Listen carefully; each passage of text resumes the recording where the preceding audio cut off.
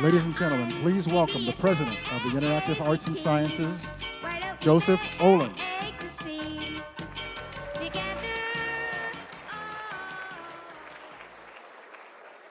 So welcome to DICE, everybody, DICE 2010. Thank you for being here. In case you were wondering what you were just listening to as part of our theme and in honor of our keynote tonight, Stephen Wadsworth, I thought that everyone should celebrate Haley Mills and the Parent Trap from 1964. Does anyone remember Haley Mills? I certainly think that's really, you're all too young. So I want to thank you all for being here on behalf of the Academy's board and all of our participants, and just wanted to make a few remarks and a couple of things about tonight's agenda. I think in general, looking at this is our 9th iteration for DICE, that I finally figured out that there were probably a few things that helped us make this a successful event. And I would have to say that there's probably 3 things, and it really starts out with our speakers. I think that each year, with the help of the board and with the general community of the Academy, we just seem to find people who are willing to share of themselves, talk from within the industry about what works for them, and always try to find a few people from outside to share how they deal with creativity, how they deal with their challenges, and to try and provide a mix. And in the past 5 years, we've gone from approximately 11 speaker sessions to, I think this year we're at 26. So there's hopefully a greater variety and respect for all the people who are here to meet and network and to be with friends and colleagues. Everybody gets to find, hopefully, something that they will enjoy. I think after that, it really comes down to our attendees, you. You make the room, you make the event, and you provide the Academy the opportunity to celebrate almost everything that we do on your behalf. And I think that specifically in terms of why DICE was created and why we try to do this bigger and better each year is through our sponsors. And beyond just the Academy stakeholders, our board companies, we always seem to be able to find people who want to be a part of DICE and who are generous in terms of their products, their services, both in terms of the bags that each year I am amazed in terms of they get a little bit heavier. Certainly thanks to Mad Cats, to John Middleton and Darren Richardson for their generosity above and beyond the call of duty, no pun intended. And speaking of sponsors, I suppose we've mixed things up a little bit. Our friends at Giga Media Limited brought poker last year, and this year we were able to bring it in-house, which is the first time in the 5 years of the tournament that everything is sort of under one roof, which probably explained why there were 120 some odd people playing last night. And it seemed to be really good, although long and intense, because I think it's the first time that I've ever seen some of my friends and colleagues not smile for hours on end. And I think the result was as follows, that we have our first multiple-year champion in Ray Musica, who along with Jason West, Tom Crago, and Dave Eddings, split the pot after probably close to 6 hours, which is a marathon session to say the least. One of the things that we're very proud of as an organization to have created this year in conjunction with our friends at the Guildhall at SMU is the Indie Game Challenge. And among you tonight and over the course of the next couple of days, we have representatives from the 12 teams whose games were selected by Academy members as interesting games.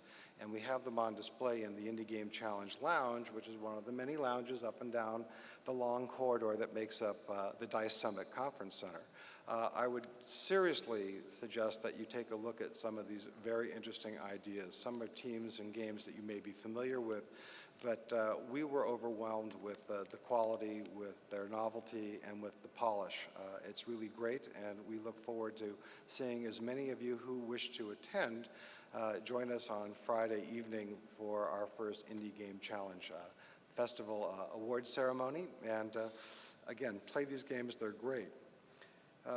Going on to the rest of the evening's agenda, we have our opening party, and just to prove that we do read and listen to all the remarks that come back after our post-conference survey, there were a lot of remarks that the weather could have been a little bit better last year. So, of course, as much as we try to put a deposit down on good weather every year, this year everyone delivered, and it was a great day for golf, a great day to walk around, and it seems it'll be that way throughout the whole conference. So, of course, we moved our opening night party inside at the Red Rock Lanes. I think that in general, though, it will be fun. There's a lot of things that are going on there, and I think it's going to be an interesting venue to be able to meet up with friends and to continue the conversations that seem to start once we set ground here.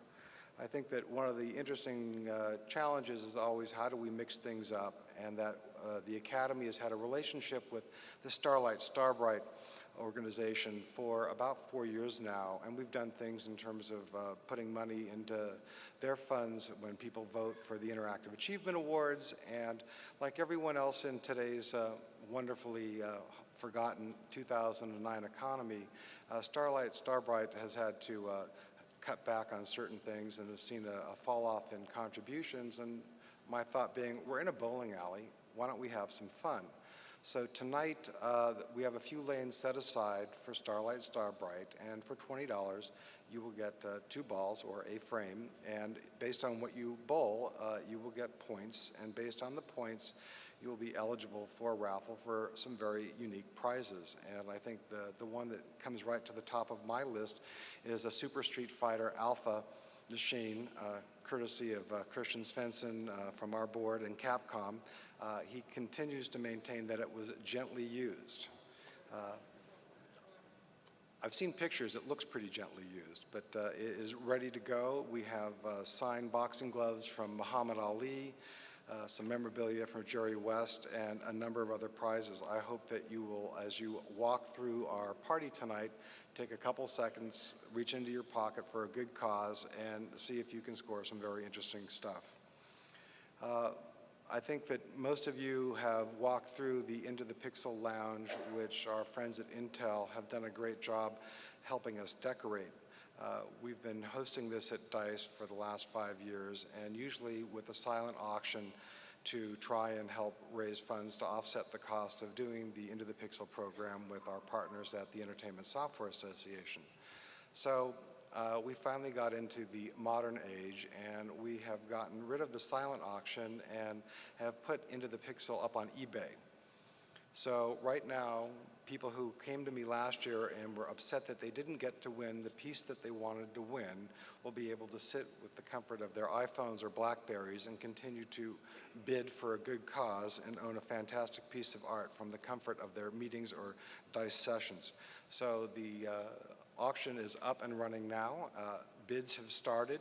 I've been outbid on 3 different pieces. I'm not happy, but bid early, bid often, and I think ultimately you can walk away with a great piece of art.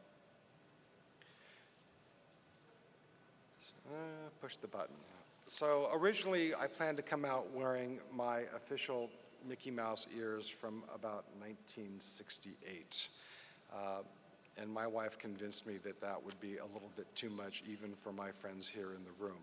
So given that the Disney Corporation, I think, and Disney likenesses, Disney images, Disney icons have probably touched everyone's life in this room at some point from early age to our adulthood. I thought it was an interesting opportunity, given all the changes that are happening within our industry, to take someone who has shaped culture for generations and to have them address the one area where the Disney Corporation doesn't dominate the game space. And it's not like they haven't tried, and it's not that they don't believe in it, and it's a point of curiosity, and it was under those guidelines that we began dialogue with Stephen Wadsworth, and are thrilled that as the head of the Disney Interactive Media Group, he's going to share a little bit about the Disney magic, the Disney philosophy, and hopefully give us an idea as to what it takes to be a vibrant part of the cultural landscape to come. And with that, I would like to introduce Stephen Wadsworth.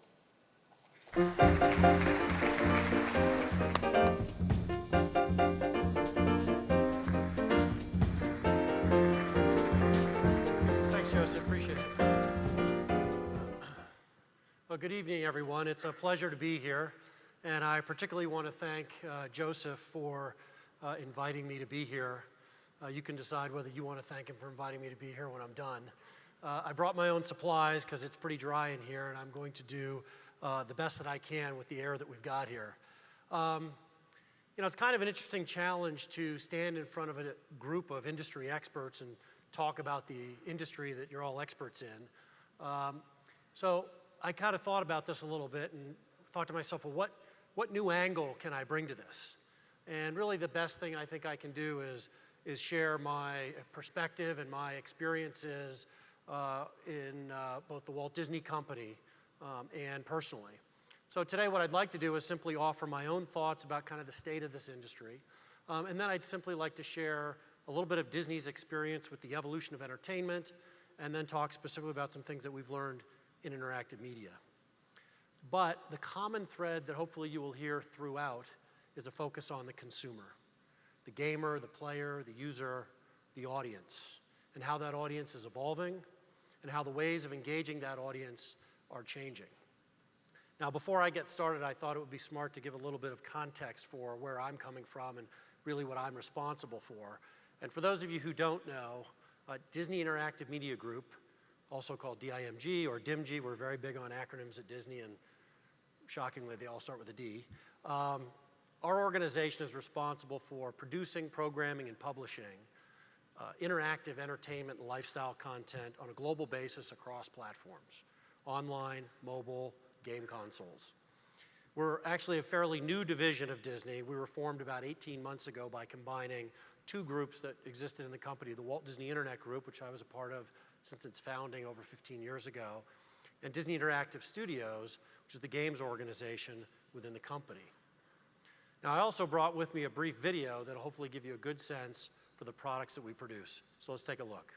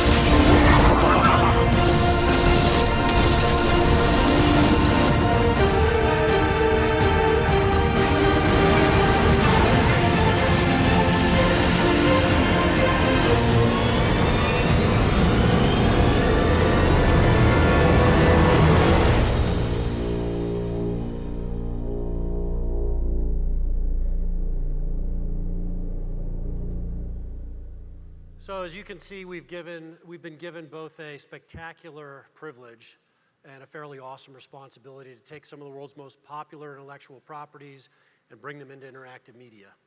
It's a pretty tall order, but I think a very, very exciting one for us because our commitment is very serious, our ambitions and goals are big, and our perspective on it is long-term and strategic, which is fortunate because right now our task has not been made easier by the current challenges that we're all facing with this industry and the economy. I really don't need to tell anyone in this room that the past year has been a pretty difficult one, particularly for major parts of our industry like the console game category. Now, we've all seen the declining NPD data, and we've seen the sort of unprecedented slowdown in video game sales. But for a moment, what I'd like to do is sort of set aside the current business and economic concerns. Let's do that. Good. It's all good now. What I'd really like to do is take a bit of a step back and look at our industry from kind of a different perspective. Because I think despite the weak sales that we saw in 2009, our industry actually saw a number of very positive trends that I think bode incredibly well for the future of our industry. Now, to understand what I'm talking about, what I'd like to do is look at 2009 from the consumer's perspective. Because ultimately, as we all know, it's the consumers who are going to determine the long-term health of this business. And if consumers are excited by and engaged in what we do, I think we've got a great opportunity. So everybody here in this room is a consumer of interactive media, I'm sure. And you got to look at what's happened for us as consumers. In the past year, there have been several things that I think are great momentum builders, particularly on the technology front. See the continued proliferation of new devices and platforms that enable interactive entertainment. We've also seen expanded, increased capability of all of these platforms to provide more immersive, engaging experiences, and we've seen continued enhancement and proliferation of the connectivity of these devices with each other and to the internet. There's a ton of great examples of this, obviously the smartphones, iPhones, now the iPad coming out, console games that are aimed at non-gamers, and the continued success of the Wii, and now Natal and Gem coming from Microsoft and Sony. Social media and social media games building significant momentum in the last year. And more we're seeing games and interactive elements becoming associated with what historically have been non-interactive entertainment, like toys and Blu-ray discs and the rest of it. And I think perhaps most importantly, again from a consumer's perspective, many of these new interactive entertainment experiences are coming to us at no or low cost. So really from a consumer's perspective, 2009 was a fantastic year for interactive entertainment. And I think one that accelerated what's been an ongoing transformation of entertainment that's really been underway for a number of years. And I think it's safe to say, in fact, that there's never been a better time to be a consumer of entertainment of any type, but particularly interactive entertainment, because all this increased capability is making interactive entertainment become an integrated part of all media. Now, one of the things that may be less apparent to everybody is that despite the current economic climate and some of the challenges we've seen, this transformation that I'm talking about is actually creating awesome opportunities for the people in this industry, the people in this room. Because all this innovation has dramatically increased the audience for interactive entertainment well beyond what has been looked at as a core gamer demographic, right? We now have 50-year-old plus guys downloading games onto their iPhone. We've got women, moms, middle-aged moms at home playing casual games online and Farmville on Facebook. And we got seniors getting their workouts on the Wii Fit. So we now have game platforms in the hands of millions of people who historically would never have dreamt of buying or getting a Nintendo DS or an Xbox 360. And then on top of this, all these same advances that are making the opportunities for consumers so great are making the opportunities to design, create, and innovate that much more interesting for all of us. The tools that we have available to us are better than they've ever been, and with all this great capability in the hands of consumers, the canvas on which we create is broader and more dimensional. And I guess I'd finish by saying that the most compelling thing finish on this topic by saying the most compelling thing about this transformation I'm talking about is that it's not simply being driven by technology advancements. It's being driven by consumer behavior and consumer adoption. Like if there's one thing I've seen in 15 years of entertainment technology, it's that cool gadgets and cool technology alone do not create a sustainable business opportunity. Consumer adoption of great products and great experiences that take advantage of cool technology is a sustainable opportunity, and that's what's happening now. An increasing number of consumers are embracing interactivity, mobile computing, and games, or the game concepts embedded in all of them, because it's making their lives more fun and more interesting. So again, from a consumer perspective, interactive entertainment has never been more robust. So let me reel it back in a little bit, though, and get back to the reality of a business for a moment, because I really don't want you to get me wrong. I do understand, and I'm not going to deny, that at least from a business perspective, our industry certainly faces some challenges. We've all seen that this spectacular expansion and transformation that we're seeing is disruptive, and it's changing the way people engage in entertainment. Right, first, consumers have more choices across the entertainment spectrum than they've ever had.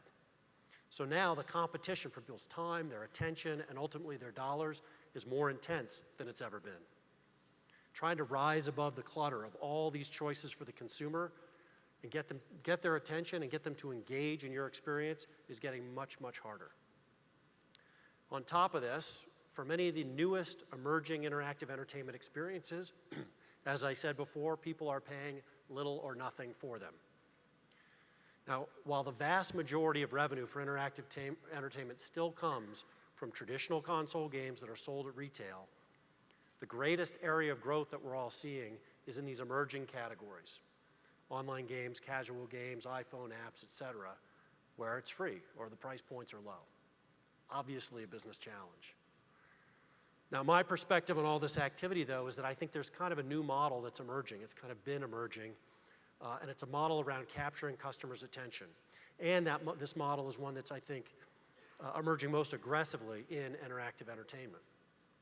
So to kind of describe what I mean by that, I'll start with a traditional kind of model for turning a product into a business in entertainment. It's pretty basic.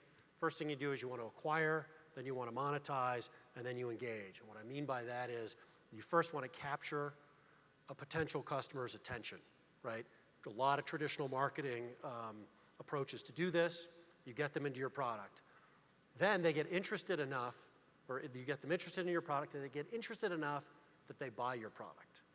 And after that, they become engaged in the experience that you've created for them, right? That's true of movies and books, console games, a whole range of entertainment categories.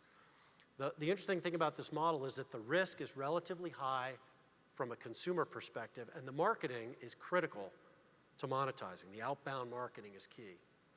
Now, the emerging model that I'm trying to reference here is somewhat turned on its head, and it's more acquire, engage, monetize, right? First, you got to capture a potential customer's interest in what you're doing for them, right? And to do that, it's different forms of marketing, search marketing, a whole bunch of things. Then they get engaged in the experience that you've created, probably for a low price or free. And ultimately, if they become engaged enough, then they might pay. They sign up for a subscription, they buy virtual goods, they buy the next level, et cetera. So what's happening is, in this traditional model, the supply, driven by the publishers or driven by the producers, the supply ultimately drives the demand, the supply and the marketing behind it. But in the new model that I'm trying to describe here, the demand is driving the supply.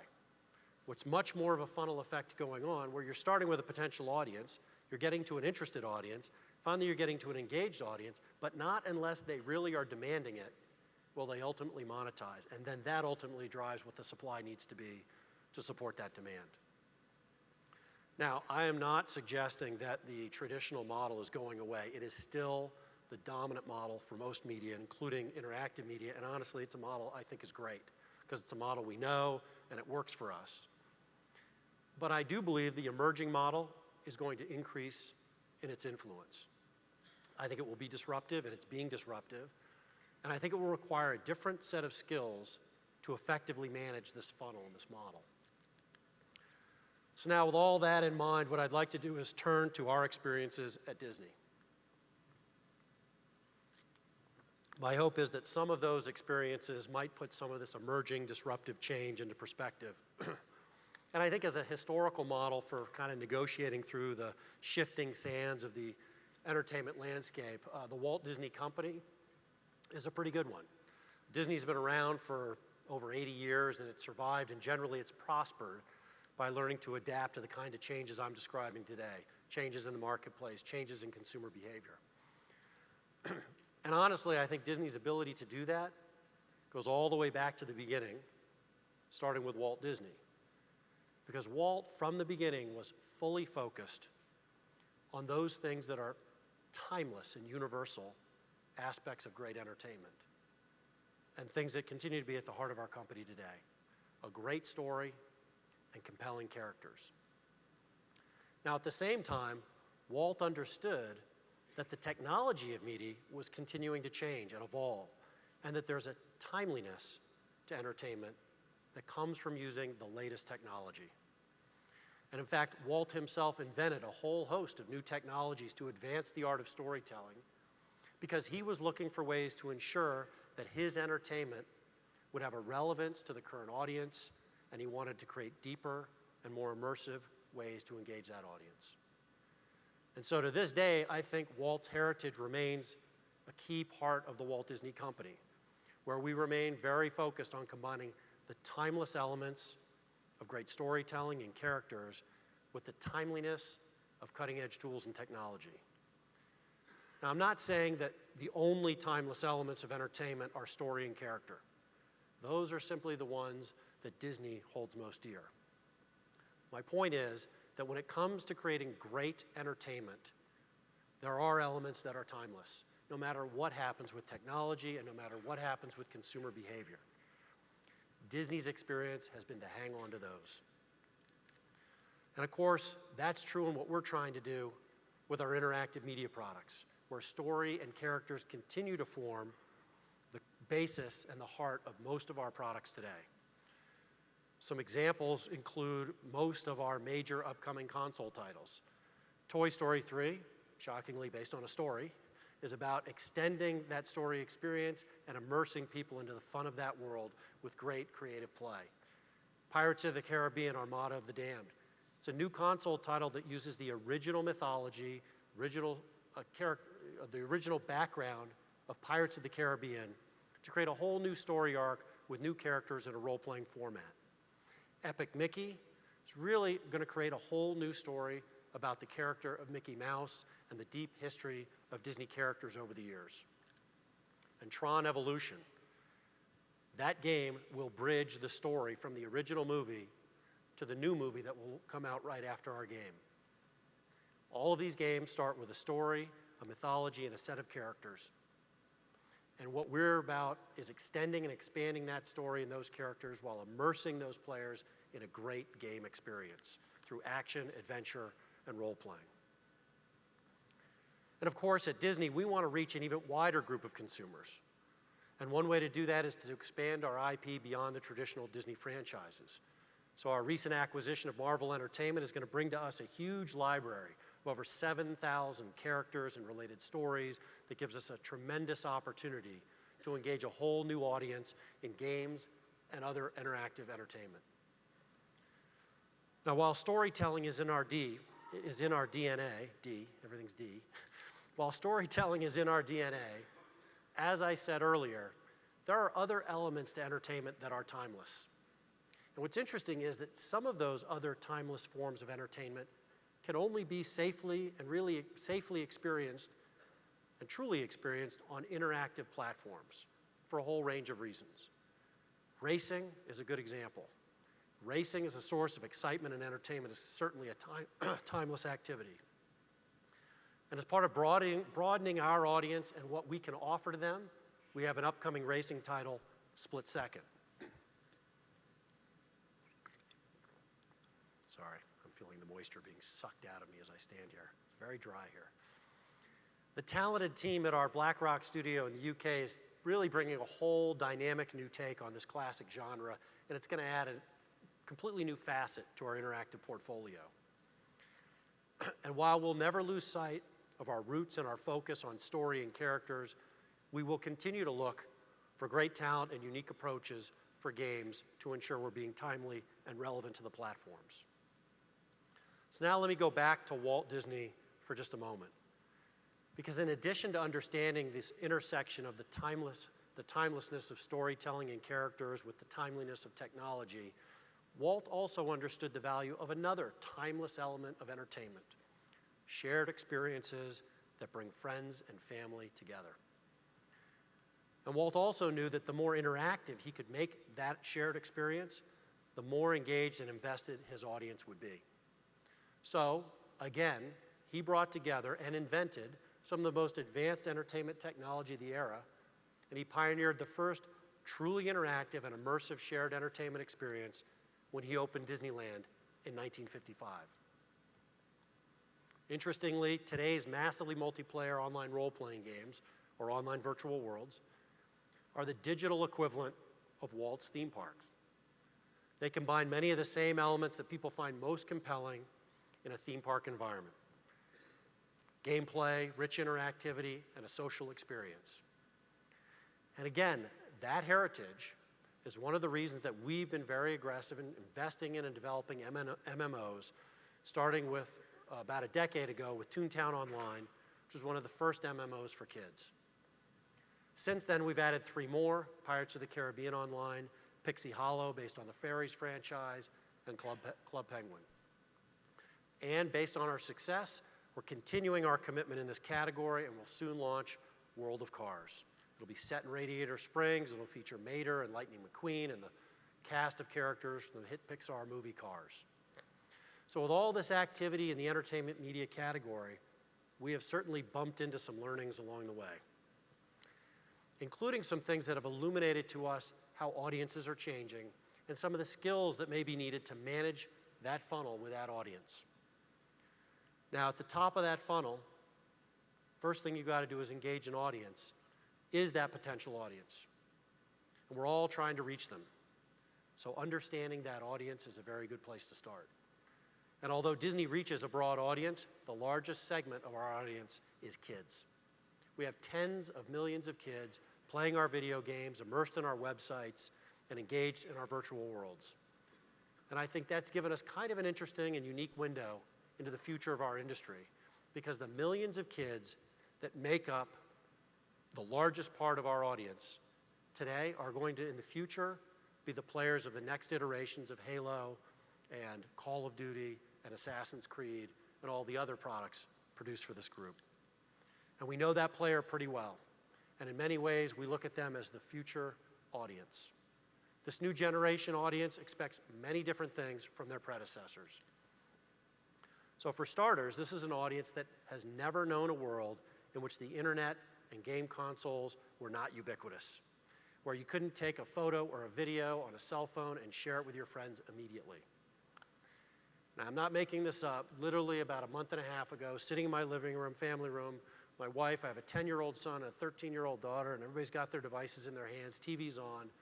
My daughter, out of the blue, announces, you know, if you think about it, my generation is the first one to grow up with technology.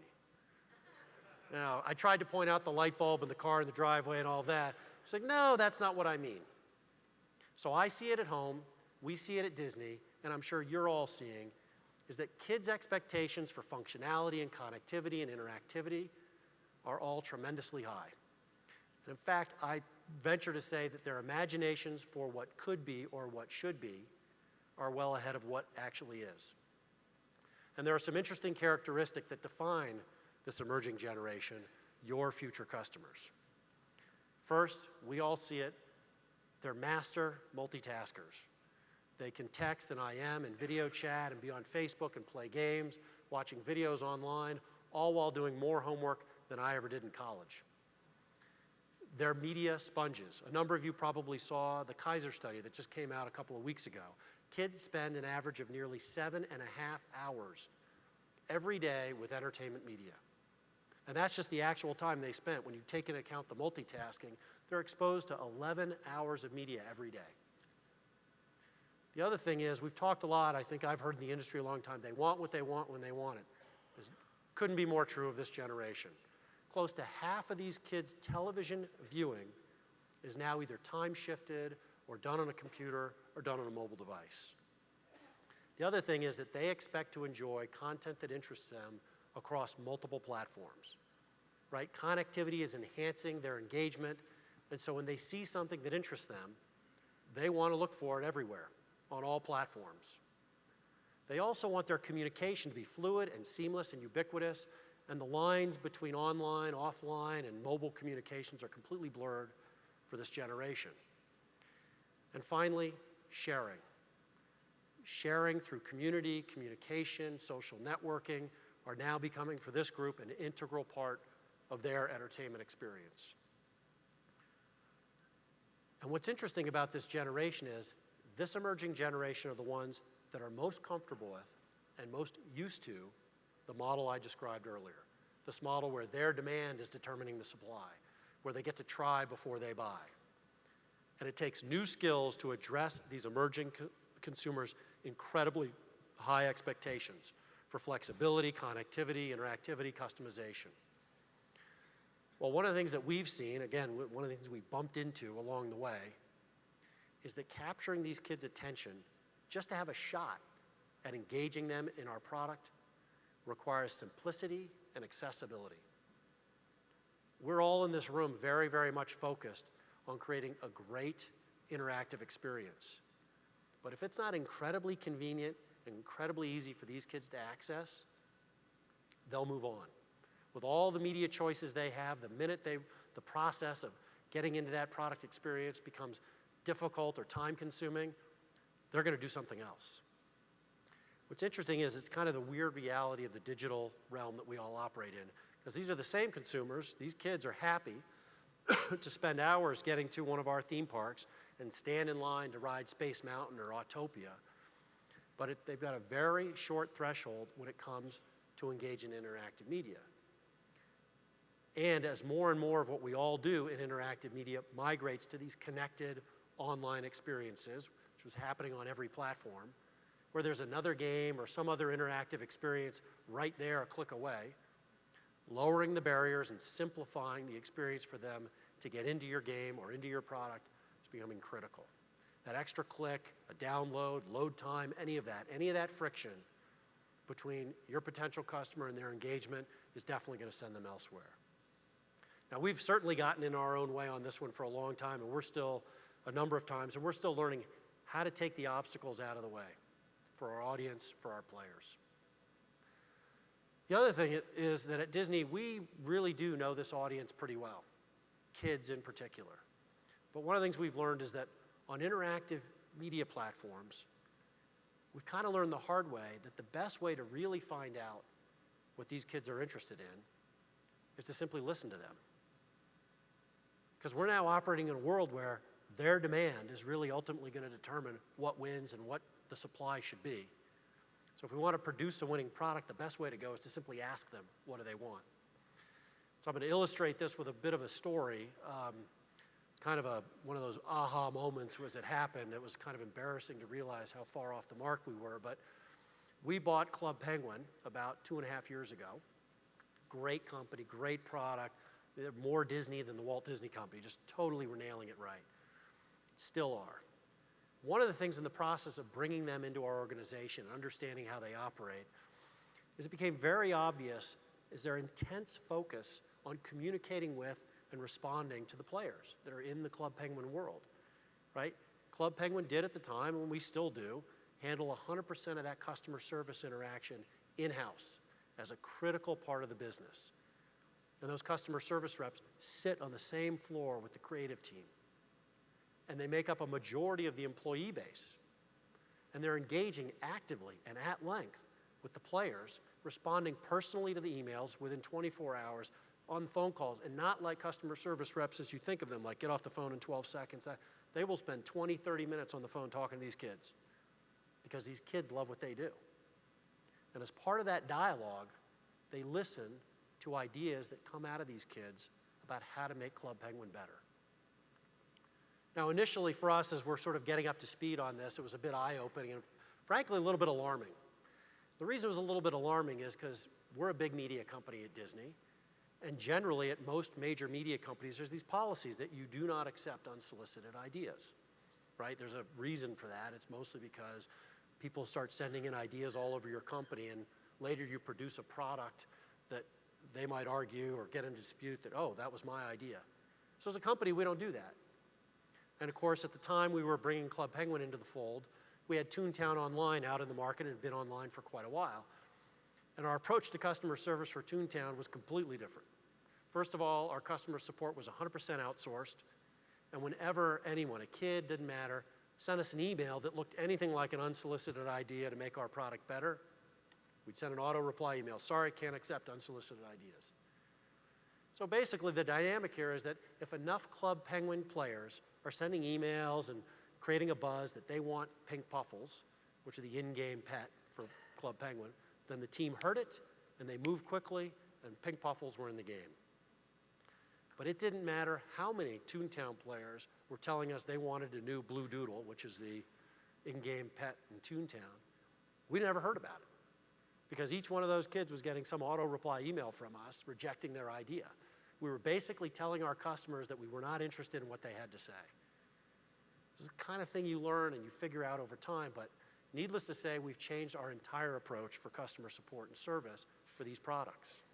And as content providers, we've got to be flexible enough to move wherever the customer's needs and interests are and be open enough to let them tell us. So today, consumer feedback is incredibly powerful. It's instantaneous, it's unforgiving. And for kids in particular, this desire, in fact, this expectation to be heard and to be listened to is completely natural. So increasingly, using direct input from our customers to shape the direction of our product real time is going to be an element of most, if not all, over time of our interactive media experiences, including console games as they become more and more connected to that community. And of course, you have social networking, you've got blogs, you've got forums, and all these other fan-related communities that can spread news and opinion about what you're doing much, much faster than traditional marketing forms can. And of course, with the low switching costs, if customers don't feel like they're being heard, they'll just vote with their feet or their credit cards and they're going to go somewhere else. Now, interestingly, I've talked about these two learnings kind of as subjective things, right? This idea of making it easy for people to get into your products, or this idea of listening to your customer. But ultimately, this is becoming a data game, a data-driven game, because mining data about customer behavior and using analytics to determine how to get better at pulling them into our products or improving our products is a critical skill set for the long term of this industry. And then finally, the trends that we're seeing with our audience and this audience base that we have are making us start to think a little bit differently about the way we manage franchise properties at our company on interactive platforms. So when we have a story or a character set like Pirates or Toy Story that has a broad appeal and success that they have and has applicability across multiple platforms, books, movies, theme parks, television, games, we treat that property like a franchise. And we build products based on franchise properties for every platform where we think the customer interest will be and where we can create a great experience. But generally, each of our products that's tied to a particular franchise has been treated as sort of a separate and discrete experience that just happens to share the same story background. Increasingly, we're looking at our franchise-based interactive media products as connected experiences that can be extended or experienced across platforms in really an integrated way. So to give you as an example, the model that we've operated under historically was we'd take something like Pirates of the Caribbean, started out as a theme park ride, it turned into a movie, ultimately a whole range of products, including games. And the connected tissue of all of these products and experiences for the consumer is simply that story and those characters.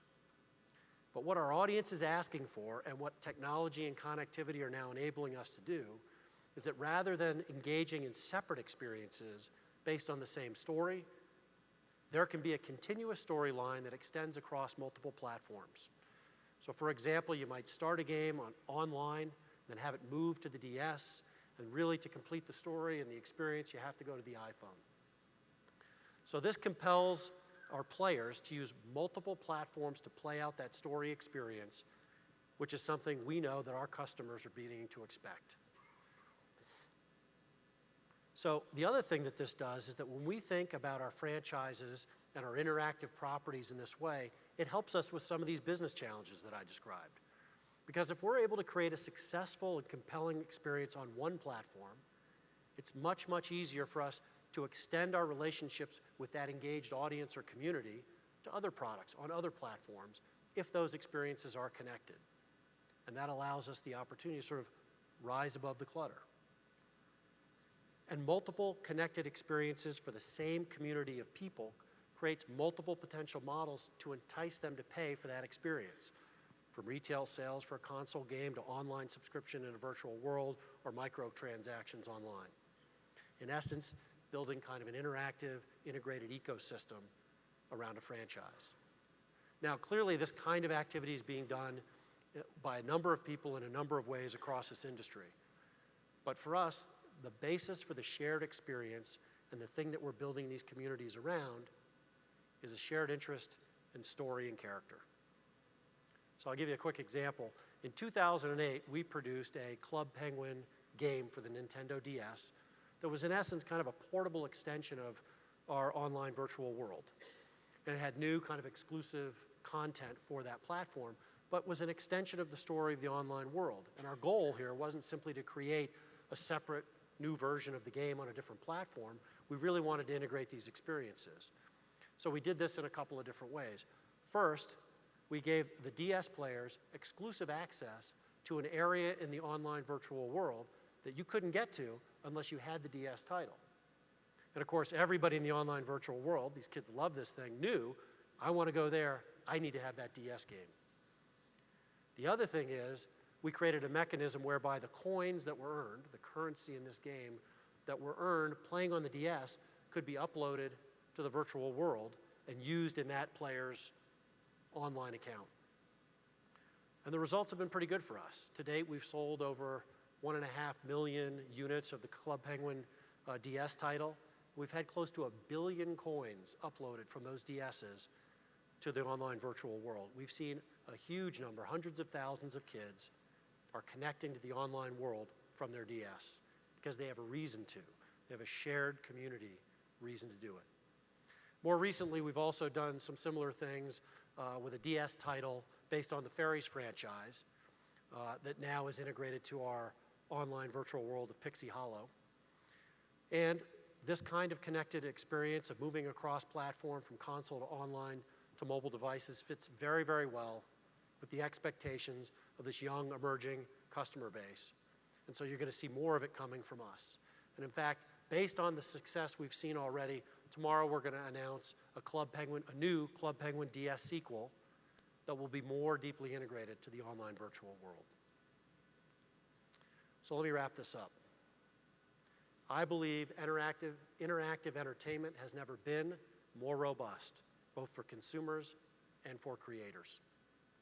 But no doubt technology and new capabilities are increasing consumer empowerment and causing disruptive change in how audiences engage. A new model is emerging. But no matter what changes in technology or changes in consumer behavior bring, some things will not change. The timeless elements of entertainment, like a great story or compelling characters or a shared experience, will still be at the heart of entertainment. But at the same time, a deeper understanding of the audience, as well as new skills, different skills, are becoming very important to engage that audience and to build a business from that engagement. Even the way we think about our products will need to evolve with this audience. Walt Disney once said, "You don't build it for yourself. You understand what the people want, and you build it for them." Thank you.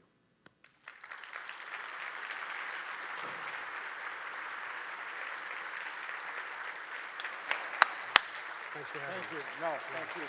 Should I take questions? Or Absolutely. So if we can bring up the lights a little bit so Steve can see you. He said he would take questions. So if the lights come up and we can have a couple of our PAs get mics. Who would have questions for Mr. Wadsworth?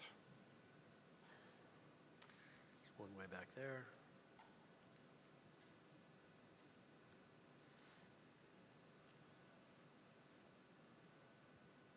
Hi, I have a question about demand creation in this new world of the broader casual audience and so on.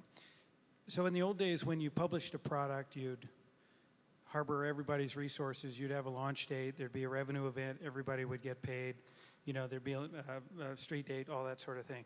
GameStop would go out and pre-sell things. What do you do to create that level of excitement, build anticipation, and so on, when everything is so fragmented and consumer-driven? I think the best way you create that excitement comes out of that audience. I think it has to be a model in which you build the audience first. So, you know, Club Penguin's a very good example. Super popular, very successful. It's doing great for us. They don't do any marketing. None. Zero. I mean, maybe little bits here and there, but basically, that is a product that has been built up to the level of success with no big fanfare up front. It was purely focused on creating an environment that's great for an 8-year-old kid. And what happened over time was it was that, and kids found it, and they heard about it, and they heard about it on the playground, and they thought, this is great. And then they started telling the Club Penguin team, hey, here's what you can do to make it better, and then it turned into what it is today. And now it's getting the kind of recognition that it really deserves. So I think, look, and by the way, I want to be clear, I don't think the model that you appropriately described at the beginning, the more traditional model, it's not going away. It's not, but for sure there's this new thing emerging. And in that world, I think it's better not to start with this huge fanfare. It's better to create an experience that you can get your customers into, learn, get better and better at it, and once it's really great, you don't need to do any marketing. That's how I'd answer that one. There's a lot of fame about the Disney culture, not only in terms of how products are presented, but also in terms of how teams create things with Imagineering. You talked about the lesson of, with Club Penguin, learning to listen to the consumers. What are other things about the traditional Disney culture that you've had to learn to change or to modify in order to be in this new disruptive world?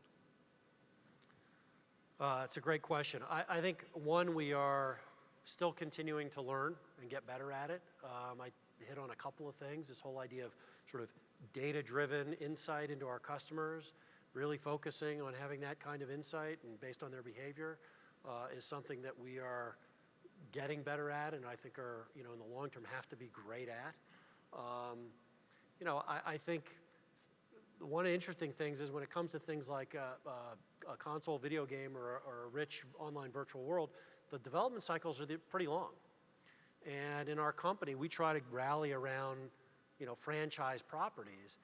We need to be in early, and that's happening. It is happening in our company that we need to be part of that process early. In fact, one of the things I think has been really great about the way the company has evolved, particularly the last 5 or 6 years, is more and more it's rally around a franchise and get behind it early across our company. And I think the whole company has really started to take that approach, and I think Tron is a perfect example where our team was brought in really early to that process, maybe even earlier than some of the movie development, and I think the result is going to be fantastic as a result. So I think there are a number of things going on both at a company level that are making our lives and our ability to execute that much better, and there are things that we're learning, continuing to learn. There are a whole range of them. Hey, Dean Takahashi from VentureBeat. How do you catch up on a platform like Facebook where the brands are not doing well at all? Well, look, I mean, I think you got to decide what platforms are going to be the ones where you are going to have the most success. I will say it's very easy in the world that we operate in with so many new things happening to try to chase it all. And I think what I would rather do is be really great at the things that are going to matter to us most in the long run. Social media and social media games are obviously one of the home run things that's happened in the last year or so, and it's great. The skill set, actually, I'd say they're the providers there are a perfect example of being great at being data-driven, right? I mean, some of the first hires those companies made were PhDs in statistics, and it's not about, you know, the creative look and feel. That's a whole new approach that we learn from. Will we be there eventually? Probably. But we're going to need to figure out what is unique about us and what's unique about what we offer to make it a win. And we're not just going to rush there because we feel like there's momentum there. So I think the way you catch up and the way you win in a category is to identify where your core competitive advantages are and focus on those, not try to chase everybody else. How exactly did you guys overcome the legal challenge of taking unsolicited game ideas?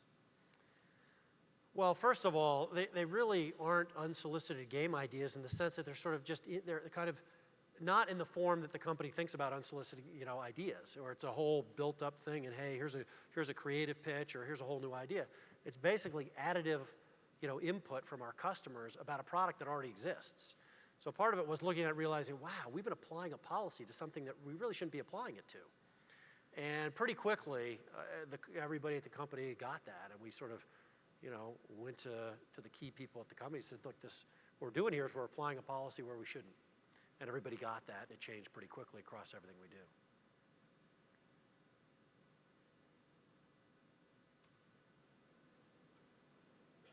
I think you're off the hook. There's one more. Oh, there is one. How did you overcome the hurdle of kids don't have credit cards, so they can't really purchase online content? Like, how do you convince parents that, hey, you should let your kids get a subscription to Club Penguin? Because I noticed only recently you guys started selling the cards like in Walmart and whatnot. Yeah, interestingly, that is a second order challenge that we have because we have such a big kid audience, but they obviously are not the ones who are ultimately making the purchase decision. So ultimately, it's creating such a great product that the buzz and the momentum out of that player, it becomes something that the parent wants them to have because they're so excited about it. I mean, that's really it. And the kid will make it clear to the parent that this is important to them and they love this product. We see that. And ultimately, it's the kid, the child who is engaged in this experience, who's convincing their parent that this is a great thing, which tells you how robust our experiences do need to be to get to the level that we get to with these products. So it's really that. It's relying on a great experience, by the way, that's very safe. We are all over that. And appropriate. Basically, the idea is let's create safe places for these kids to play on the internet where parents know when they make that decision, it's an easy decision. The kid loves it, it's safe, it's appropriate. I know they're not surfing off in places they shouldn't be. That ultimately gets us over that hurdle. Ladies and gentlemen, please give a big round of applause to Stephen Wadsworth. Thank you. Thank you very much. Thank you, Jason. Appreciate it. You bet. So I'm sure almost everyone is fully experienced of the Las Vegas environment and is probably quite thirsty. So if you can stand up and follow our escorts down to the Red Rock lanes, you will find lots of libation and food, and I look forward to seeing you all throughout the conference. Thank you for being here, and tomorrow morning, 9 o'clock with Richard LeMarchand, look forward to seeing you downstairs. Thank you.